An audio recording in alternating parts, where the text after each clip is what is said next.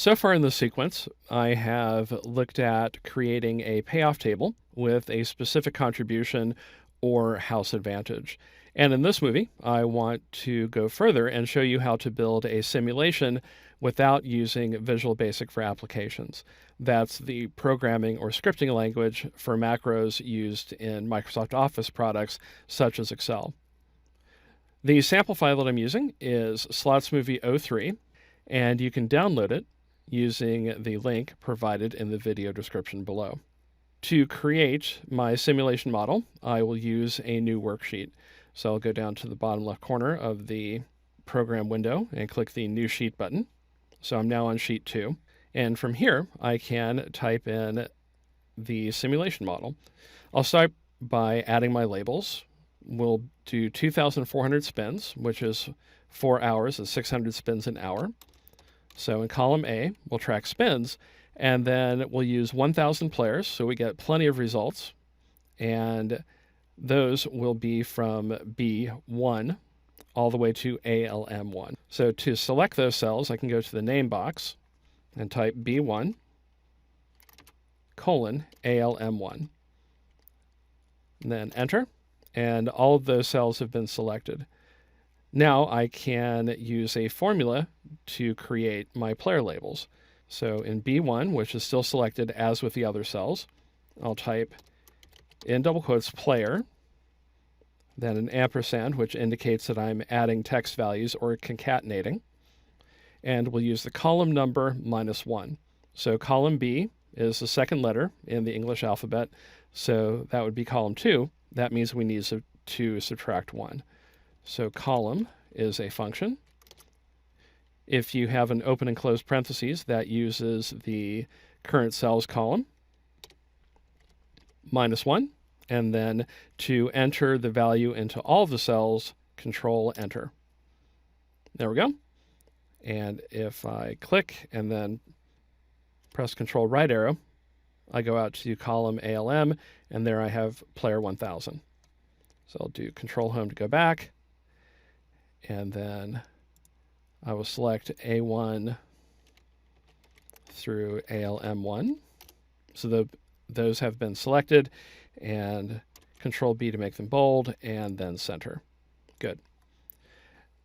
Now I can put in the values for the spins. I'll start at spin 0, so we can give the player a starting bankroll and go down to 2,400. So in A2, I'll type equal, sequence. The number of rows will be 2,401 because we're starting at 0, and a comma. We won't do anything with columns, so comma again. And start will be 0, comma, and the step is 1. So that is the increment or the amount each goes up. Looks good, press enter. So there are the values. And then I'll click cell A2 so that rather than keeping the formula here, we can just put in the values so we don't have to worry about recalculation. So A2 is the active cell. I'll do Control Shift down arrow to select all the way down to row 2402. Then Control C to copy, Control Shift V to paste, and we have our values. And Escape to get out of cut copy mode. The starting bankroll for each player will be 100, which is 100 spins. So I'll select B2 colon ALM2 up in the name box, press enter. Those are selected, type 100 and Control Enter, and the value of 100 has been entered as the starting value in row 2 for each of our 1,000 players. And now we can start to do our simulations. So I'll click cell B3, and actually I will select B3 colon ALM3 and enter. And now in cell B3, I can create a formula. And that formula will look at a player's bankroll. If it's 0, it will continue to be 0 because, as you know, you can't play without paying in a casino. If it is not 0, then it will create a random result for the next spin. So in B3, I'll type equal, and this is an if formula. If B2 equals 0, so in other words, if the player is out of money, comma, 0, comma. If the player is not out of money, then we'll do a spin to see what the result is. we'll create a lookup value using XLOOKUP. The lookup value is rand between 1 and 10,000, then a comma. The lookup array is in sheet 1, and that's from A2 through A11. So I'll click sheet 1 and select A2 to A11. Looks good. I actually want to make those absolute references so they don't change.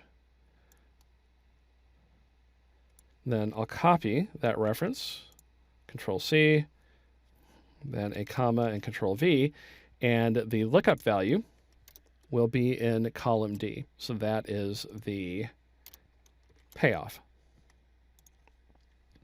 So I'm up on the formula bound now, comma. If not found, we don't have to worry about because of the way we've constructed things. So I have that. And the lookup will be number 1 for exact match or next larger item. Then a right parentheses. And now we need to subtract 1 because, again, that was the amount that was bet.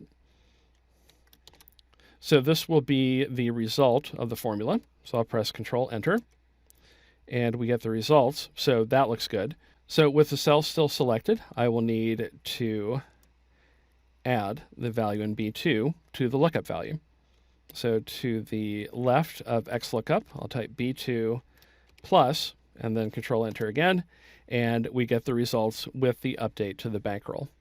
Now, with B3 through ALM3 still selected, I will scroll all the way to the right so we get to the end, and I will double-click the fill handle at the bottom right corner to copy the formulas down. So double-click, and there's the selection. You can see the copying happening, and there we go. And if I press Control down arrow to move down, then I go to the bottom and I see that there are a lot of players who end up with 0 at the end of the play sequence, but there are a few who are winners. And actually, with these results in place, we can go back to sheet 1 and build our summary formulas. So I'll do Control Home just to put us back in cell A1 on this worksheet and switch back to sheet 1. So now I can start by creating my formulas. So for the count of greater than 0, in other words, I want to know the number of players who have at least some money left, even if they're not winners, then that will be a count if. So in F18, that'll be equal count if. The range will be on sheet 2 from B 2402 to sheet 2 ALM 2402. So that's the range, and the criteria will be greater than 0. So for that, I'll do double quotes, greater than 0, double quotes again, right parentheses, and enter. And we see that for this run, 57 players have at least some money left in their account. The percentage of players with no money will be the number at 0 divided by 1,000. So in F19, that would be equal. And then the quantity of F14, the number of players we start with, minus F18, the number of players with some money, divided by the number of players, which is F14, and enter. So we get, after this run, 93.6%. The number of players who are ahead will be the ones who have at least 100. That is the original bankroll. Because when you're in a casino, breaking even can often feel like you actually won. So in F20, I'll do equal. And this will be count if. Again, the range will be sheet 2 from B 2402 to sheet 2, exclamation point, ALM 2402, comma, and then the criteria is greater than or equal to 100, and enter. So this time we get 82 players who are ahead. The percentage of winners will be the count of players who have at least 100 divided by 1,000. So we're looking at the number of players who are ahead and dividing that by the total number of players. So that will be equal then the count ahead in F20 divided by the total number of players in F14 and enter. So we get 6.4% this time. The average bankroll will be the average of all of the ending values in row 2402. And rather than type in the reference again, I will actually find, we have the number of spins, count, there we go. So there I have the cell reference, or rather the range reference, which I will just copy. And then the average bankroll will be equal to the average of the values in B2402 to ALM 2402 on sheet 2. So enter, and there we go, 72.241. And then the minimum will be equal min, the same range. It's always going to be 0 because someone will always lose everything. Then for max, equal max. Enter, 1981. And the sum of the buy-ins will be the number of players multiplied by the buy-in. And remember that I'm assuming a dollar slot machine where you have to play $5 at a time to get the full payout, so the buy-in is different from full plays. So the sum of the buy-ins will be equal to the number of players multiplied by the buy-in. So F14 times F15 and enter. And we get 500,000. The sum of the cash outs will be the sum of the values in row 2402. So equal sum, and this will just be the range that we were using earlier. And enter, and there we go. I actually need to multiply that by 5 because of $5 per spin. There we go, and enter. There we go. So that is the sum of the cash outs, and the casino win is the total of the buy-ins minus the cash outs. So in F27 equal, so I'll have F25 minus F26 and tab so we don't scroll down. And for this run, we get a casino win of 82,900. And if you press F9 a few times, you can get different results. So 208,000, 197, 131, 85, 168, 254, and you'll notice that there really aren't any values close to 0, which would indicate that the casino broke even though they have a rather generous house advantage of 3.8%. If you want to do different runs with different payback tables, then you can copy some of the ones that I have over here on the right. So we'll do the first one at 90%. So J2 to J11, I will copy. Then in A2, I'll press Control-Shift-V to paste that in. And in our first run, you can see that we only have 53 players who are ahead, and those are also the ones who are winning, and the casino win is very high, 264,000. And F9 a couple of times, and we get very substantial wins, some of them over 300,000.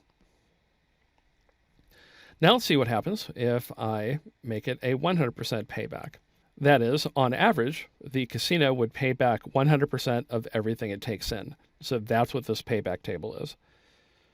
So L2 through L11, Control-C to copy. Then in A2, I'll do Control-Shift-V to paste it in.